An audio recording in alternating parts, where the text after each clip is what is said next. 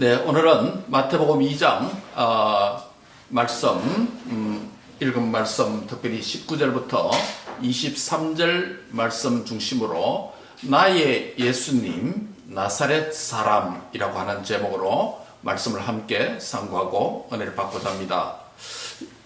우리가 몇 주간 지금 마태복음을 강의하고 있는데 오늘 6번째 시간입니다. 마태복음 2장은 특별히 여러 가지 지명이 나타나고 있습니다. 그렇죠? 이 여러 가지 지명을 통해서 메시아에 관련된 구약의 예언이 성취되었다라고 마태가 지명을 통해서 설명을 하고 있습니다.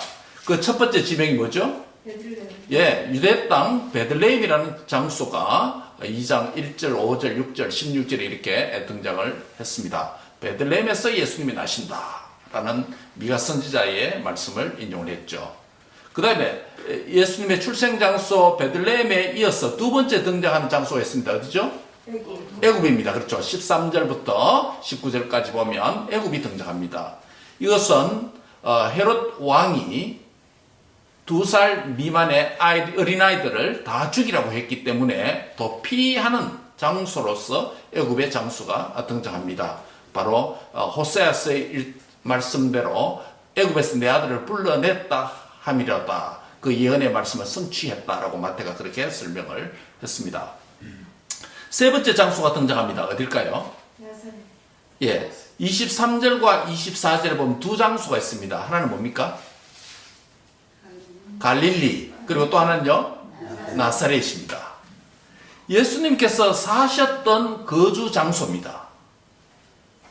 이 모든 장소는 별을 보고 동방으로부터 온 박사들의 처음 방문 장소인 수도 예루살렘에 비해서 보잘것이 없습니다.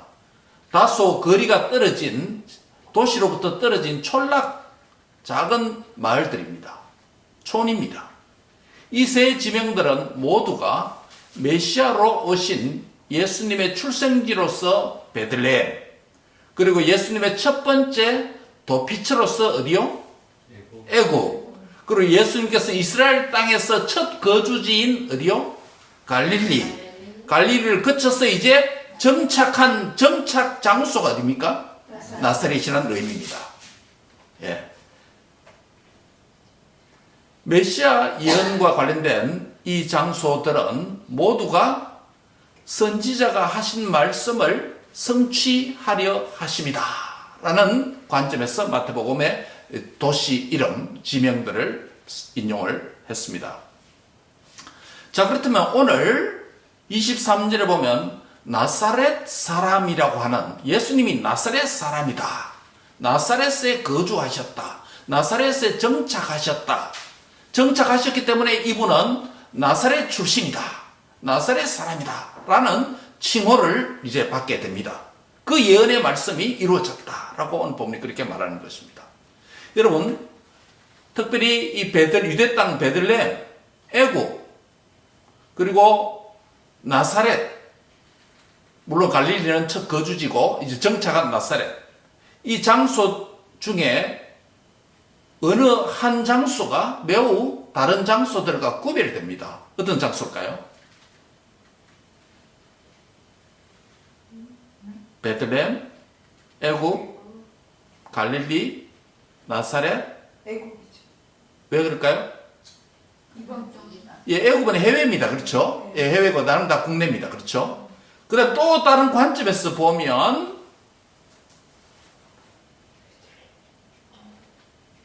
베들레헴을 언급할 때는 누구 선지자의 어떤 선지자의 예언을 인용했습니까? 이사야. 베들레헴 선지자. 베들레헴을 미가서 5장 2절 말씀을 인용했잖아요. 그죠? 유대 땅 베들레헴에서 태어난다라고. 그죠? 서기관들이 찾아냈잖아요. 미가 선지자를 가리켰습니다. 그 다음에 2장 15절에 애굽과 관련하여서는 어떤 선지자를 인용했습니까? 예, 호세아 11장 1절을 인용하면서 호세아 선지자의 예언이 성취되었다라고 말했습니다. 자, 그러면 이런 연장선상에서 23절에 언급된 예수님의 첫 정착 거주지인 어디요? 나사렛, 그 정착지역. 나사렛과 관련해서 선지자로 하신 말씀에 나사렛 사람이라고 하는 이 칭함이 이루어졌다라고 말했죠. 그렇다면 대체 어떤 선지자가 이 예언과 관련이 있을까요? 예, 남해주에 보면 이사야라는 단어가 있는데 우리가 좀 정확하게 이야기할 필요가 있습니다. 두 가지 의문점을 갖게 됩니다. 하나는 베들레헴과 애굽과 관련해서는 구약에 인용할 때에 선지자의 예언을 이루려 합니다라고 말하므로 미가 선지자나 호사 선지자 이 단수로 설명했습니다. 선지자의 예언을 이루려 합니다. 즉 미가 선지자와 또 하면 누구요? 호세아 선지자 단수로 표현했습니다. 그런데 나사렛과 관련해서 이 예언이 성취되었다고 할 때는 이 선지자가 단수가 아니고 우리 한국 성경은 단수로 번역했습니다. 헬라어 원문은 복수로 되어 있습니다. 영어 성경도 뭐라고 되어 있습니까? 복수로 되어 있습니다. 프로페츠라고 복수로 되어 있습니다. 이게 차이점입니다. 무슨 의미일까요? 유대 땅 베들레헴에서 태어난다는 이 예언은 단 한 명의 선지자 예언입니다. 누구죠? 미가 선지자. 그 다음에 애굽으로 도피했을 때, 애굽에서 도피해서 다시 나오실 때 애굽에서 내 아들을 불러냈다고 할 때도 단 한 명의 선지자 예언입니다. 누구 예언이죠? 호세의 예언입니다. 그런데 나사렛에서 들어가서 사시면서 예수님이 나사렛 사람이라고 불려진다라고 하는 이 예언이 성취되었다라고 말하면서 선지자 한 사람을 지명해서 가리키는 게 아니고 누구요? 여러 명의 선지자 복수를 사용해서 선지자들로 예언한 것들, 나사렛 사람이라고 하는 이 예언들을 이루려 함이라 라고 말씀했습니다. 자, 그럼 다시 질문합니다. 그러면 구약에 여러 선지자라고 선지자들 복수로 사용했는데 나사렛 사람이라고 하는 이 예언이 구약 선지자들 가운데 여러 명이라면 대체 누구를 가리킵니까? 누가 어떤 선지자들이 이 예언을 한 것입니까? 질문을 할 수 있습니다. 여러분 구약을 신약에서 많이 인용하는 경우가 있습니다. 그렇죠? 대부분은 성취됐다로 이런 관점에서 설명할 때 인용합니다. 특별히 마태복음은 유대인 회중을 대상으로 마태가 복음서를 썼기 때문에 유대인들이 잘 알고 있는 구약의 인물들과 지명들을 많이 사용합니다. 그런데 구약을 인용할 때 직접적으로 문자 그대로 구약에 있는 본문 그대로 직접 인용하는 코테이션, 더블 코테이션을 해서 직접 다운표를 해서 직접 인용하는 경우도 있는가 하면 직접 본문은 없는데 여러 선지자들의 생각과 사상과 그 아이디어를 포괄적으로 여기어서 인용하는 경우도 있습니다. 자, 앞에 유대 땅 베들레헴과 애굽과 관련해서 인용할 때는 선지자 단수를 사용해서 각각의 선지자의 인용을 할 때 그 본문이 정확하게 구약에 있었죠. 그렇죠? 그 본문이 있었습니다.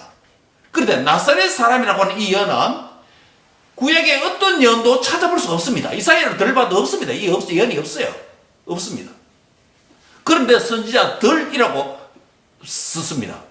이 말은 무슨 의미냐면 여러 선지자들이 이와 비슷한 생각과 사상과 신학을 가지고 설명했던 그것을 직접 인용은 아니지만은 포괄적으로 간접적으로 인용한다라는 의미가 됩니다. 그래서 선지자가 아니고 뭐라고 써있다고요? 선지자들, 여러 선지자들이 말했던 그 신학, 사상, 생각을 여기에 표현했다. 어디에요? 나사렛 사람이라고 하는 표현됐다라는 것입니다. 그럼 또 질문할 수 있겠죠. 그럼 구약의 선지자들이 나사렛 사람이다라고 했을 때 그런 비슷한 예언과 생각들이 어디에 있는가 찾아봐야 되겠죠. 그럼 우리가 증명되잖아요. 여러분 나사렛이 어떤 측면에서 예수님을 통해서 성취됐다는 것입니까? 우리는 나사렛 사람이라고 할 때 영어로는 나자렛, 또 나자렛 사람은 나자린이라고 부르는데 이 나사렛 사람으로 일컬어지는 예수님의 정착 마을인 나사렛이라고 하는 이 장소가 성취됐을 뿐만 아니라 그의 의미도 나사렛이라고 하는 의미도 성취되었다. 그 의미가 구약의 여러 선지자들에게서 발견된다. 그것을 간접적으로 지금 마태가 인용했다는 것입니다. 자, 그렇다면 나사렛이라는 단어의 의미가 뭘까요? 그 구약에 나타난 세 가지 의미를 찾아보고 그것이 예수님 안에서 각각 성취되었다라는 의미가 됩니다. 여러분 잘 따라오죠? 무슨 의미인지 알겠죠? 예. 나사렛 의미 세 가지를 오늘 말씀을 상고하고 그 의미가 예수님을 통해서 성취됐다는 것입니다. 자, 첫 번째 나사렛 의미.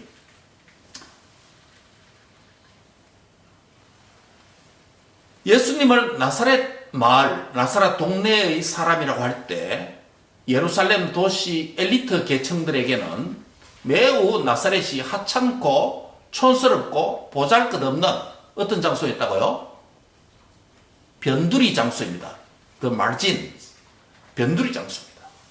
이 용어는 당시에 하나의 슬랭으로, 속으로, vernacular, jargon, 속으로 사용되었습니다. 대표적인 예가 있습니다. 신약에 나오죠. 나사렛과 관련된 어떤 표현입니까? 요한복음 1장 46절에 보면 나다나엘이 나사렛에서 말한 한마디가 있습니다. 뭐라고 말합니까? 나사렛에서 무슨 선한 것이 날 수 있느냐라고 말합니다. 나사렛에서 무슨 선한 것이 날 수 있느냐? 나사렛에서 위대한 자가 날 수 있느냐? 이 말은 뭡니까? 날 수 있다는 말입니까? 없다는 겁니까? 없다는 것입니다. 이 생각이 예수님 당시에 지식청인 나다나엘이 이런 생각을 가지고 있었다면 일반인들도 마찬가지입니다. 나사렛에는 그 시골 마을에서는 큰 인물이 나타날 수가 없다. 무슨 선한 것이 날 수가 없다. 이것이 당시에 통용되었습니다. 그러면 하나의 속어 슬랭처럼 그렇게 사용된 것입니다. 요즘 말로 뭡니까? 촌동네 뭐 이런 의미입니다.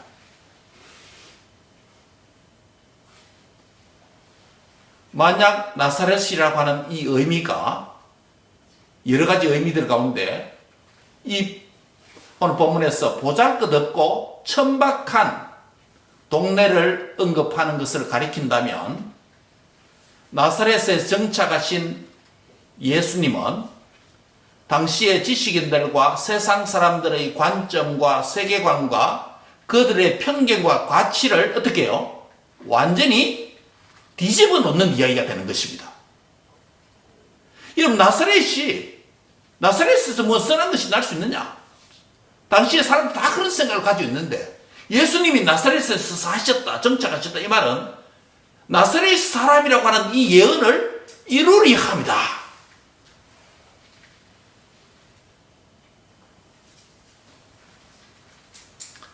특별히 아까 이사야 말씀했는데요. 이사야 53장 2절에 보면 예수님이 오실 메시아에 대해서 어떻게 말하고 있습니까? 그는 어떤 분 같다? 연한 순 같고 마른 땅에서 나온 줄기 같았어. 고운 모양과 풍채도 없은즉 우리 보기에 흠모할 만한 아름다운 것이 있다 없다? 없다. 예수님의 외모를 볼 때 연한 순 같고 여리고 마른 땅에서 나온 줄기 같아서 빼빼 말랐어.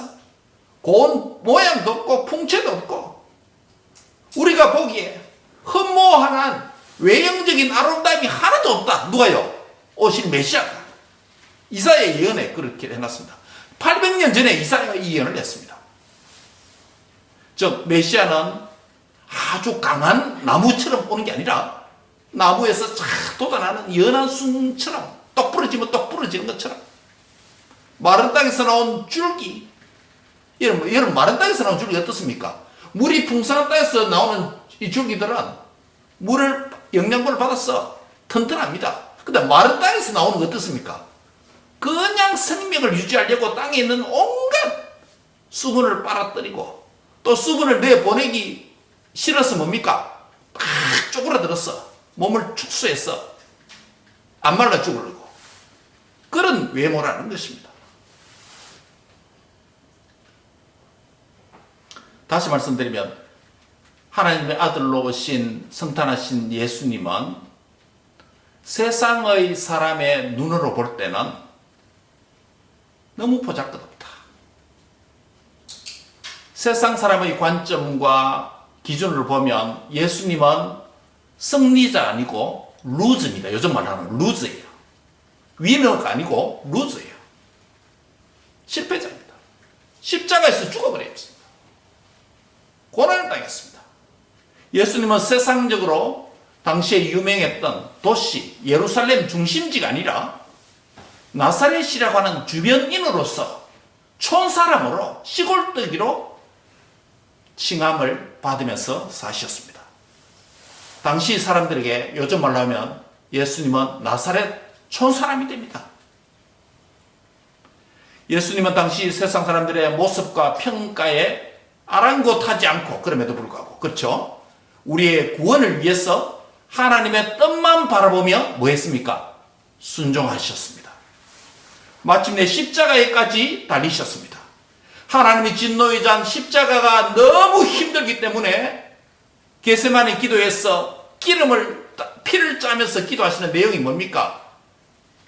주여 이 잔을 내게서 거두어 주시옵소서. 좀 지나갈 수 없습니까? 여러분 죽음 앞에 인간의 고통, 주님 미래를 다 알고 계시잖아요. 자기가 어떤 죽음을 당할 거. 신이지만은 한 분의 사람으로서 그 고통을 내다본 겁니다. 여러분 한번 생각해보세요. 그 유대 땅의 팔레스타인에 있는 가시가 약 5cm, 7cm 됩니다. 그걸 이마에 찔렀다 생각해보세요. 양손과 양발에 못을 친다고 생각해보세요. 못을 칠 때 뼈가 부러지고 살이 찢어지고 신경이 끊기고 수시간 동안에 달려있으면서 피와 물이 흐르면서 몸 안에 탈수 현상이 나고 정신은 어지러워지고 그런 상태로 아시잖아요. 이걸 생각할 때 너무 고통스러운 거예요. 아버지 이 잔을 내게서 지나갈 수 없습니까? 겟세마네 기도했어. 다가올 죽음을 그렇게 하나님 앞에 내놓고 기도했습니다. 근데 마지막 기도에서 어떻게 말합니까? 아버지여 내 원대로 마시고 아버지의 원대로 되기를 원합니다. 아버지의 원이 뭡니까? 당신의 백성, 나의 백성의 죄를 위해서 내가 죽어야 저들이 삽니다. 이 아버지 뜻을 복종하기 위해서 그 길을 가신 거 아닙니까? 그래서 세상 사람의 관점을 보면 루저, 실패자입니다. 그러나 하나님의 뜻에만 순종하는 주와 여러분만 생각하고 그 길로 가신 것 아닙니까?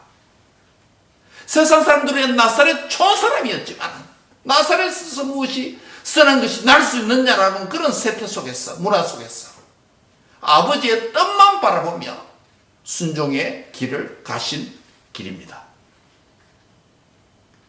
사도 바울이 나중에 이렇게 말합니다. 하나님을 기쁘게 할까 사람을 기쁘게 할까? 하나님을 좋게 하랴 사람을 좋게 하랴. 사람을 좋게 하고 사람에게 인정받으려고 하는 넓은 길로 가는 것은 모두가 뭡니까?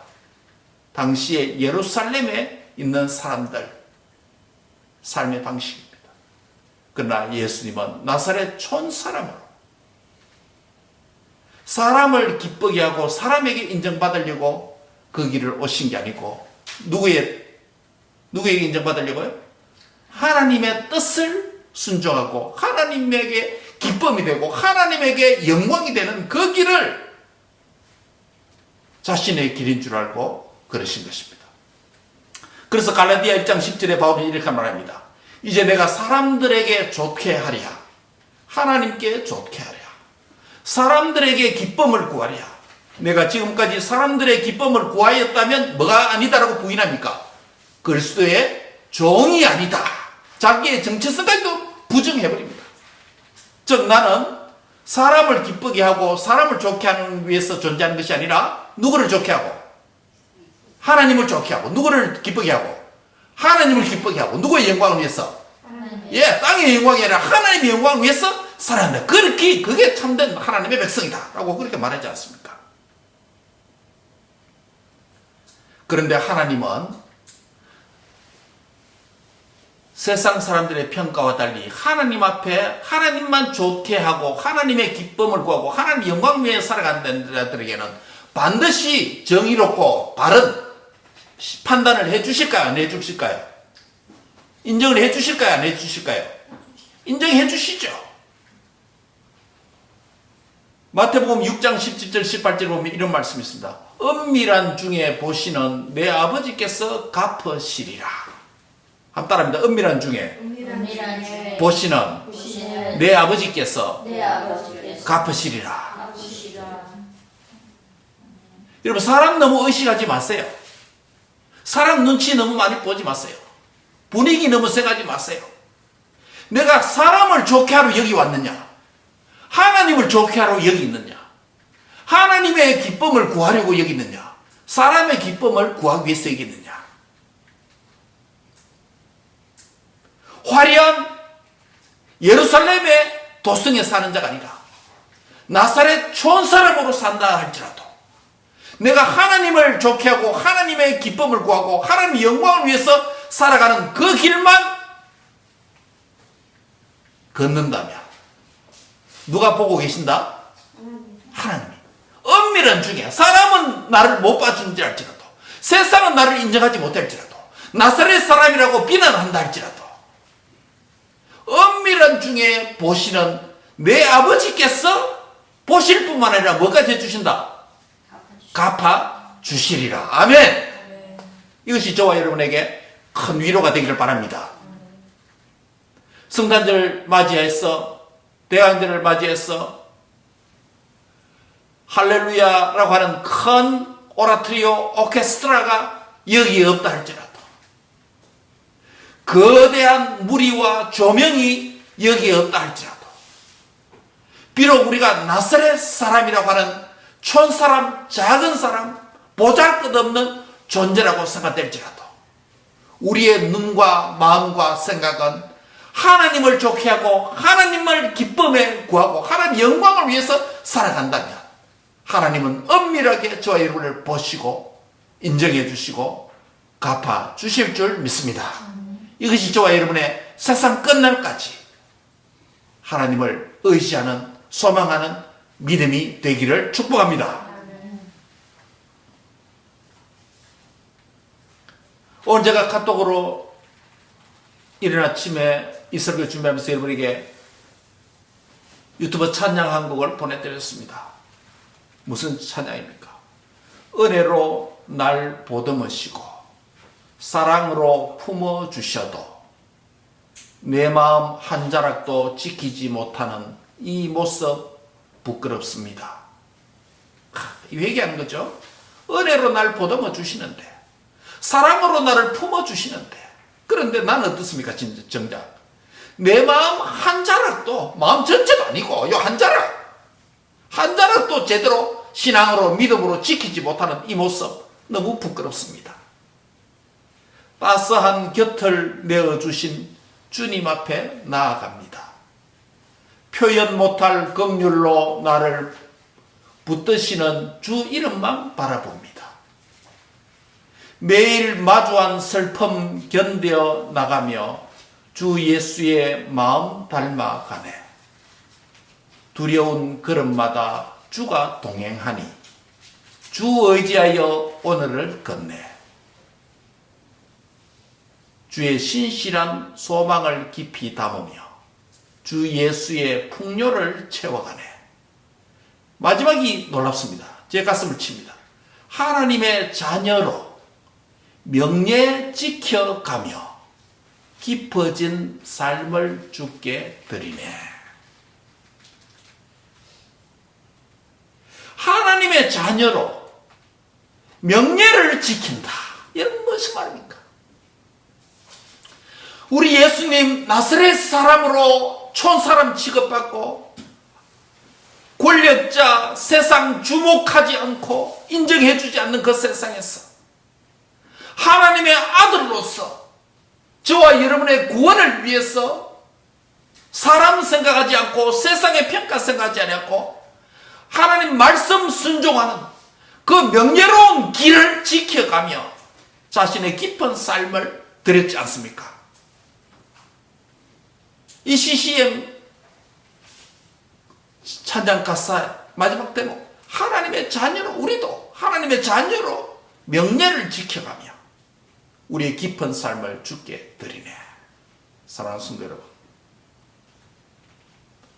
저와 여러분이 세상에서 큰 자입니까? 저와 여러분이 세상에서 부유한 자입니까? 저와 여러분이 세상에서 큰 명예를 가진 자입니까?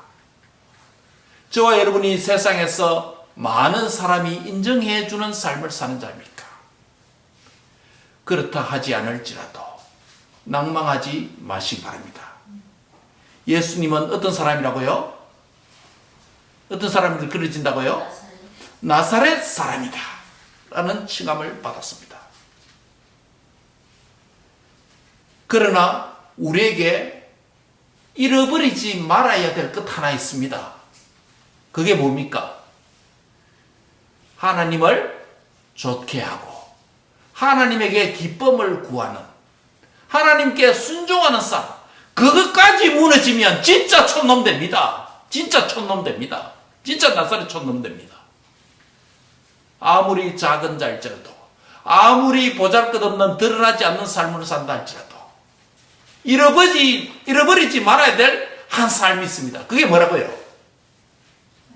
하나님의 기쁨을 구하고 하나님의 즐거움을 구하고 하나님의 영광을 위해서 살고 말씀을 순종하는, 즉 한마디로 말하면 하나님의 자녀답게 하나님의 자녀로서 이 명예까지 버린다면 우리는 보잘것없는 세상 사람들의 짓밟히는 맞설리는 소금과 같은 존재가 되어버린다는 것입니다. 따라합시다. 하나님의 자녀로 하나님의 자녀로 명예를 지키자. 명예를 지키자. 이건 지켜야죠. 하나님 자녀답게 살아야 되죠.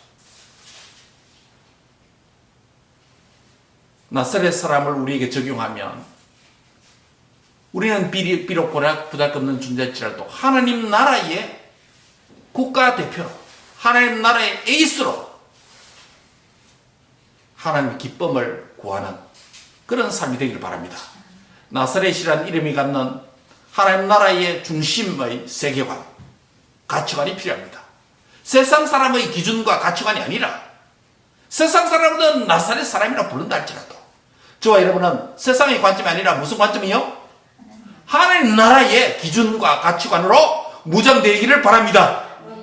그래서 이 하나님 자녀답게 자녀로서의 명예를 지키는 목적 있는 삶으로 승리하기를 바랍니다.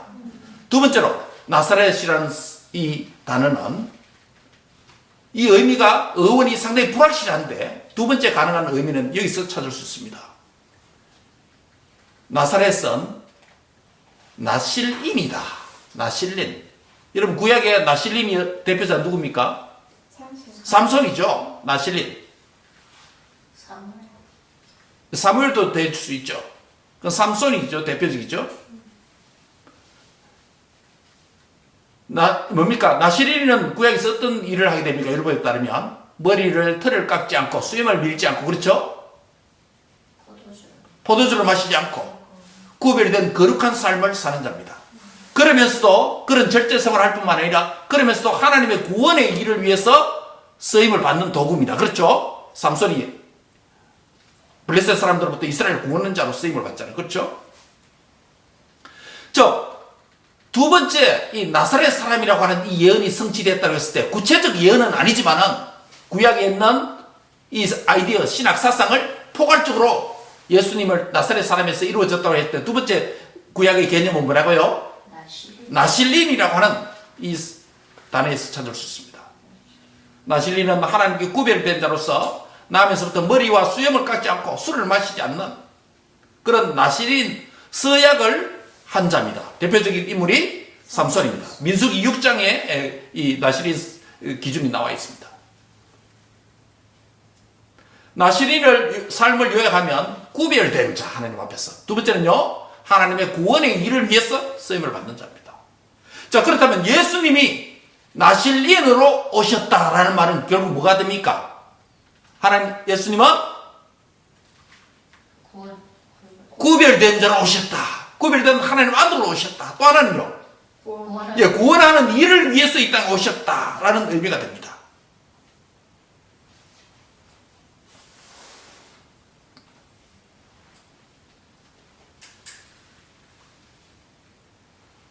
우린 첫 번째에서 그 어원을 나사렛 사람을 어디서 찾았습니까?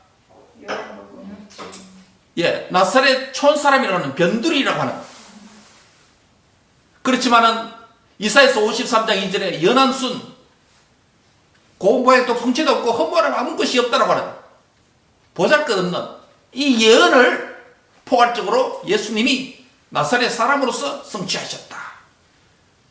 그 삶은 우리에게 적용할 때 하나님의 기쁨과 즐거움과 영광을 위해 살아야 된다고 말씀했고, 두 번째는요, 나실린이라고 하는 이 말은 우리에게 어떻게 적용할 수 있습니까?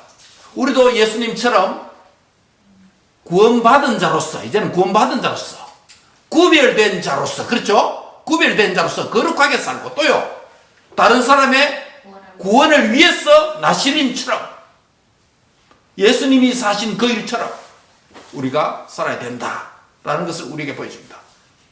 요약하면 적용입니다. 나실린을 우리에게 어떻게 적용합니까? 예수님이 나실린으로 성취하셨다라는 의미는 저와 여러분도 예수님 안에서 예수님처럼 살아야 된다는 것입니다. 따라합니다. 나는 구별된 성도로 구원자로 살아야 됩니다. 예, 나실린이 우리에게 예수님이 나실린, 거룩한 나실린으로 오셨다는 것입니다. 예수님은 나사렛 사람으로 오셨고, 두 번째는요, 나실린으로 오셨다. 그래서 구별된 자로 구원의 주로 오셨다면 이 주님을 믿는 저와 여러분도 남은 삶이 구별된 자로 거룩하게, 그리고 다른 사람의 구원을 위해서 힘쓰는 자로 사는 은혜가 있기를 바랍니다. 마지막입니다. 예수님이 나사렛 사람으로 오셨다, 성취되었다는 말을 했을 때 그 예언이 구약의 포괄적인 첫 번째 예언은 뭐라고요? 나사렛 사람. 두 번째는요, 나실린. 마지막 세 번째입니다. 마지막 세 번째는 나찰인이라고 하는 것입니다. 나찰. 이게 무슨 말이냐면, 나사렛이란 이 말은 히브리어의 또 다른 어원의 가능성은 뭐냐면 나찰이라고 하는 단어가 있습니다. 나찰은 뭐냐면 가지라는 뜻입니다. 이 단어가 어디에 나타났냐면 이사야 11장 1절에 나타납니다. 이새의 줄기에서 뭐가 나고 한 싹이 나며 그 뿌리에서 한 가지가 나서 결실을 할 것이요. 이 누구를 가리킵니까? 예수님이죠. 이새의 줄기에서, 다윗의 자손, 이새의 줄기에서 다윗이 온다, 다윗이고 다윗의 후손으로 메시아가 온다는 거 아닙니까? 그러면 이새의 줄기에서 한 싹이 나고 그 뿌리에서 한 가지가 난다고 했을 때 그 가지가 누구를 가리킵니까? 오실 예수님이잖아요. 이 가지가 뭐냐면 히브리어로 나찰입니다. 나찰입니다. 그런데 이 예수님이 어떤 계보로 통해서 온다고요? 이새의 줄기를 무엇을 가리킵니까?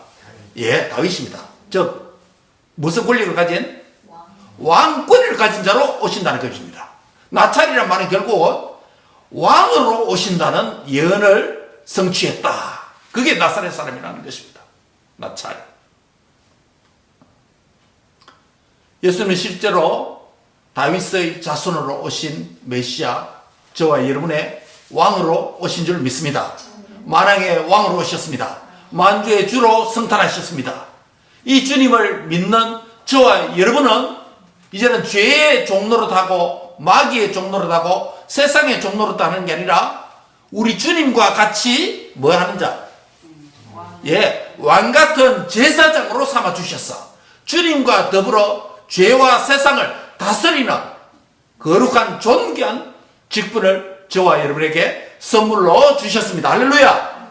이 땅에 왕으로 성탄하신 주님을 믿는 성도는 더 이상 죄와 사망과 사탄에게 종로를 닫지 않고 이제는 의로 우리 주님과 더불어 다스리고 왕노릇하는 그런 성도가 되시기를 바랍니다. 죄를 이겨야 됩니다. 다스려야 됩니다. 세상을 다스려야 됩니다. 예, 왕노릇 해야 됩니다. 더 이상 종노릇하지 말아야 됩니다. 그게 예수님이 나사렛인으로 오셨다라고 했을 때 세 번째, 나찰, 가지, 이새의 줄기, 다윗의 왕권을 가진 메시아라는 의미입니다. 이런 의미에서 나사렛 사람이 단수가 아니라 선지자들의 예언들을, 여러 예언들을 포괄적으로 성취했다라는 말이 되는 것입니다. 말씀을 맺습니다. 예수님은 세상의 상식과 편견을 깨뜨리시고 정치적, 종교적, 사회적 엘리트들이 기대했던 그런 메시아관을 맞추었습니까? 깨버렸습니까? 깨버렸습니다. 하나님 나라와 복음에 대한 새로운 관점을 저와 여러분에게 보여주셨습니다. 그분은 비록 작은 시골 동네 촌구석에 거주하셨더라도, 나사렛 사람으로 거주하셨으리라도 모든 사람에게 나사렛이라고 불려지고, 나사렛 사람으로 불려지고, 나사렛에서 무엇이 선한 것이 날 수 있느냐라고 생각하는 당시의 문화와 세계관과 가치관 속에서 그분은 오직 어디에 맞춰 사셨다고요? 하나님의 뜻과 계획에 맞춰서 사니까 그를 높이 들어서 하나님이 영광을 받으셨다는 것입니다. 따라합니다. 나는 예수님처럼 나사렛 사람으로 살아야 됩니다. 그럴지라도 기준을 높게 잡읍시다. 예, 하나님 자녀답게 살아야 됩니다. 하나님의 자녀로서 명예를 지켜야 된다는 것입니다. 하나님 자녀의 명예를 버리고 세상 방식에 맞추어 사는 삶을 더 이상 살지 말고 끊어버릴 수 있기를 바랍니다. 예. 두 번째는 뭐라고요? 나실린입니다. 나실린의 삶은 뭡니까? 구별된 거룩한 성도의 삶을 살아야 된다. 세상의 목적과 이익 중심으로 모이는 그러한 자들이 아니라 거룩한 구별된 자의 삶을 사는 자, 거룩한 나실린으로 사는 자, 구원받은 나실린으로서 또 다른 사람을 구원하는 일에 힘쓰는 사명자로 사는 은혜가 있기를 바랍니다. 이것이 예수님처럼 나실린으로 사는 삶입니다. 마지막 세 번째는 어떤 삶을 살라고요? 나찰인으로. 나찰은 무엇을 가리킨다고요? 예, 다윗의 가지에서 왕권을 가진 자로 오셨으니 우리도 예수님의 왕권을 우리에게 인정하고 우리도 주와 더불어 세상과 죄악을 다스리는 왕같은 거룩한 제사장으로 하나님을 섬기고 세상에서 사명을 감당하는 복된 성도의 생애가 되기를 주의 이름으로 축복합니다. 기도하겠습니다. 하나님 감사합니다. 나사렛 사람으로 선지자들의 포괄적인 예언이 성취되었다라고 말씀하여 주신 말씀을 통해서 예수님은 비록 나사렛 작은 마을 시골뜨기로 사셨으나 세상의 가치관에 맞추지 않고 하나님의 기쁨과 즐거움과 영광만을 위해서 하나님의 말씀과 우리의 구원을 위한 그 길만 집중해서 걸으셨습니다. 사랑하는 주님, 우리도 예수님처럼 하나님의 기쁨과 즐거움과 영광을 구하는 나사렛 사람으로 살도록 축복해 주시옵소서. 사랑하는 주님, 은밀하게 하나님이 판단해 주시고 갚아 주시는 것 믿고 사람의 인정 내려놓고 하나님께 인정받으려고 집중해 나서 사는 삶이 되도록 축복해 주옵소서. 또한 하나님 아버지여, 나실인으로 오신 주님, 죄와 구별된 하나님의 아들로 오셔서 죄인들을 구원하기 위한 구원자로 사신 예수님의 생애처럼 우리도 구원받아서 이제는 나실인처럼 살도록 인도해 주옵소서. 세상과 죄와 구별된 삶을 살게 하여 주옵소서. 구별된 말과 생각을 하게 하여 주시옵소서. 구별된 삶의 습관을 가질 수 있도록 인도해 주시옵소서. 그리고 또 다른 사람을 구원하는 도구로 쓰임받도록 역사해 주옵소서. 또한 예수님께서 이세의 줄기에서 한 가지로 오셨으니 왕권을 가지고 오신 그 주님을 믿는 우리도 나찰인으로 왕같은 제사장으로 죄와 사망의 권세를 다스리는 자로 살게 해 주옵소서. 감사하고 예수님의 이름으로 기도합니다.